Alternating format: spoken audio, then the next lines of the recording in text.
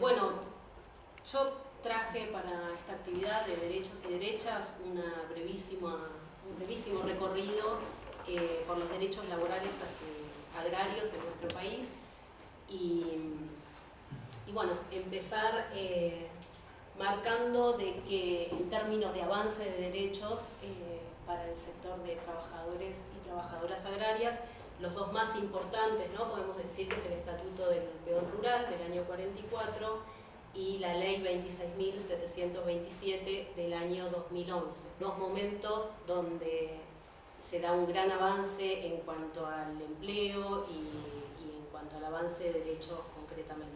El Estatuto del Peón Rural, que surge en el año 44, estando en la Secretaría de Trabajo y Previsión Juan Domingo Perón, emerge frente a antecedentes, ¿no? O a legislaciones fuertemente coercitivas. Me refiero a que, por ejemplo, los patrones tenían derecho de azotar a los trabajadores frente a cuestiones de disciplina. Por otro lado, la cuestión de las mujeres trabajadoras, que en el estatuto aparecen con igualdad de derechos a la par que los varones, que eso también me parece interesante, teniendo en cuenta que es un momento donde las mujeres, por ejemplo, todavía no votan. Del año 55 a la última dictadura del 76, el movimiento obrero, digamos, rural va a seguir el mismo derrotero que el conjunto del movimiento obrero en cuanto a pasar una etapa fuertemente represiva. En el año 76 hay un cambio de rumbo concreto y se comienza fuertemente este proceso liberal, y ahí en el 80 va a ser la derogación de ambas leyes. Estamos hablando de que quedan trabajadores y trabajadoras en condiciones prácticamente de esclavitud. Bueno, después toda la etapa de la democracia, en 1983 en adelante, digamos, pero en esta etapa del 83 al 2000, los cambios producidos por este nuevo rumbo económico liberal, ¿no?, que impone la dictadura, se le va a sumar los efectos del nuevo orden agroalimentario mundial y, bueno, consecuentemente la nueva forma de inserción en ese esquema mundial, lo que llamamos la reestructuración productiva en el agro. Acá se inicia y se empieza a desarrollar, y en la siguiente etapa también se profundiza, lo que conocemos como paquete tecnológico, el boom agrícola, la expansión de la frontera agropecuaria, el proceso de agriculturización. Esta etapa fuertemente neoliberal va a suceder en el agro también lo que sucede en todos los demás sectores también, ¿no? Esta aparición de las tercerizadoras, el subregistro, los fraudes laborales, todas estas cuestiones que pasan en el resto de los sectores, en el sector agrario también va a estar fuertemente marcado. En este contexto se va a crear el RENATRE, que es un ente autárquico no estatal, que va a ser quien va a estar encargado del registro de trabajadores, va a estar coadministrado por la patronal agraria y por la UATRE, el principal sindicato de trabajadores y trabajadoras agrarias.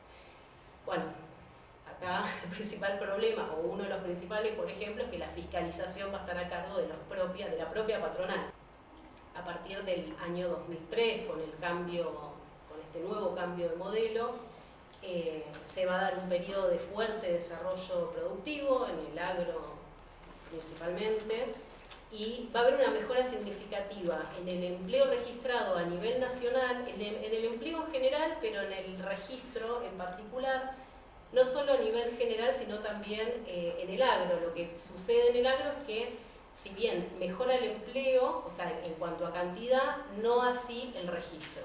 Y también tenemos en este escenario, en el año 2008, la famosa crisis con el campo, que también va a ser de escenario para el cambio de esta nueva ley, la 26.727, del año 2011, que viene por un lado a desarmar el andamiaje jurídico de la dictadura. O sea, ahí en este momento sí se deroga la ley de facto. Eso que implica que se recupera el derecho a huelga y se regula la jornada laboral, cuestiones elementales. viene a traer un montón de avances, jubilación a los 57 años para ambos sexos, bueno, la fijación de remuneraciones mínimas, etc. Pero también va a intentar regular esto que mencionábamos antes en cuanto a esa relación, ¿no?, entre las grandes empresas o estas estrategias empresariales que de alguna forma afectan a la registración de trabajadores y trabajadoras, ¿no?, a las tercerizadas. Para llevarla a cabo y que sea efectiva, se va a crear el RENATEA. El RENATEA va a absorber las funciones del RENATRE y se retoma obviamente el rol del Estado en cuanto a la fiscalización, que yo creo que eso fue algo central. Se hace campaña de registración, de alfabetización, capacitaciones, se trabajó muchísimo para evitar la trata laboral, ¿no?, y el trabajo infantil. Bueno, un cambio importante, que en el año 2016, con un decreto de la Corte Suprema de Justicia, se restablece el RENATRE finalmente en el gobierno de Mauricio Macri, y se restablece bajo la ley 25.191. ¿Esto qué significa? Que la ley, la 26.727, va a seguir vigente. No es que se deroga esa ley, sigue vigente, pero se desarma todo el andamiaje estatal, ¿no?, todas las políticas públicas que hacían posible la aplicación de esta ley. El RENATRE vuelve a sus funciones, pero vuelve desde la ley anterior, con lo cual todas esas prestaciones se achican y la fiscalización vuelve a criterio de la patronal agraria. Y bueno, y dejo un signo de pregunta ahí.